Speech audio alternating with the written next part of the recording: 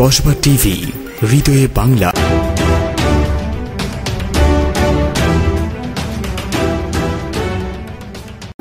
শিরোনাম নিয়ে সাথে আছি আমি ফারজানা রূপা। সাবেক আইনমন্ত্রী ঘনিষ্ঠ সহচর দেলোয়ার হোসেন চাঁদাবাজি এবং হত্যা মামলার অভিযোগে আটক। কসবা টিভির ডেস্ক রিপোর্ট।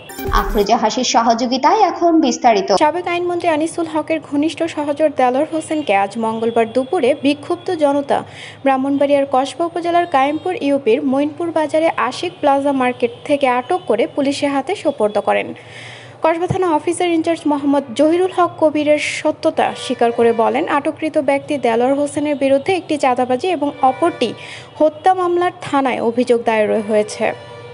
আটককৃত ব্যক্তির বিরুদ্ধে দ্রুত আইনগত ব্যবস্থা নেওয়া হবে বলে তিনি সাংবাদিকদের জানান। আটককৃত দেলোয়ার হোসেন সাবেক আইনমন্ত্রীর একান্ত ঘনিষ্ঠ সহচর এবং একই বাড়ির পাশে পানিয়ারূপ গ্রামের বাসিন্দা।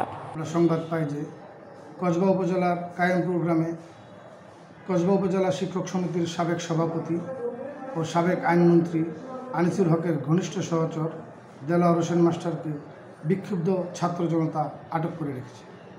সংবাদ পাওয়ার সাথে সাথে আমি থানা থেকে পুলিশ ফোর্স প্রেরণ করি এবং তাকে থানা হেফাজতে নিরাপত্তাজনিত কারণে নিয়ে আসি। পরবর্তীতে কসবা উপজেলার বিভিন্ন স্থান হতে বিক্ষুব্ধ জনতা থানায় এসে তার বিরুদ্ধে অভিযোগ দায়ের করে। এই পর্যন্ত আমি 2টি অভিযোগ গ্রহণ করেছি, একটি চাঁদাবাজি সংক্রান্ত, অপর একটি হত্যাকাণ্ড সংক্রান্ত।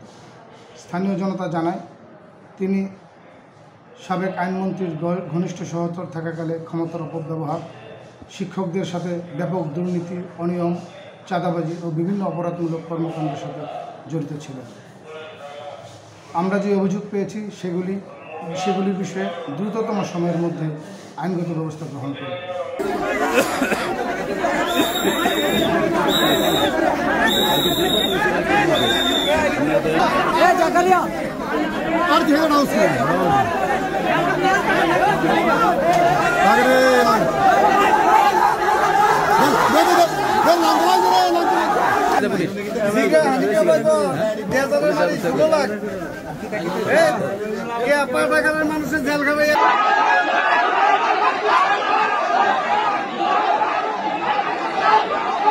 কসবা টিভির সংবাদের সাথে থাকার জন্য ধন্যবাদ জানাচ্ছি। পরবর্তী সংবাদ পেতে আমাদের চ্যানেলটি সাবস্ক্রাইব করে রাখুন।